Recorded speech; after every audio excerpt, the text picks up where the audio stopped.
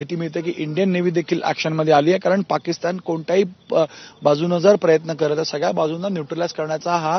प्रयत्न आपला आहे आणि ते आपण यशस्वीरित्या करतोय. अखनूर सेक्टरमध्ये, पूंछ सेक्टरमध्ये हेवी शेलिंग झाली, आर्टिलरी फायर ज्याला आपण म्हणतो ते आर्टिलरी फायर पाहायला मिळाले, ऐकायला मिळाले आणि हळूहळू पूर्ण जम्मू काश्मीर भागामध्ये ब्लॅकआउट केल्यानंतर प्रशासन आर्म फोर्सेसने ताबा घेतला. आता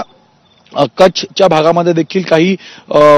काही माहिती येते आणि आता मोठी माहिती आहे ज्यामध्ये जैसलमेर इथं जवळपास 30 ड्रोन अटॅक आपण न्यूट्रलाइज केलेले आहेत. म्हणून प्रामुख्यानं गृहमंत्री अमित शाह हे सर्व अर्धसैनिक दलाचे जे डीजी आहेत त्यांच्याशी चर्चा करतायत आणि गृहमंत्री BSFच्या डीजींशी त्यांची चर्चा सुरू आहे. म्हणजे आपली तयारी, आपले पॅरामिलिटरी फोर्सेस, आर्म फोर्सेस कशा प्रकारे सज्ज आहेत आणि आपले भारत सरकारचे जे प्रतिनिधित्व करतात ज्यांच्याकडे आज या पाकिस्तानला उत्तर देण्याची जबाबदारी आहे ते देखील ऍक्शन मोडमध्ये आहेत आणि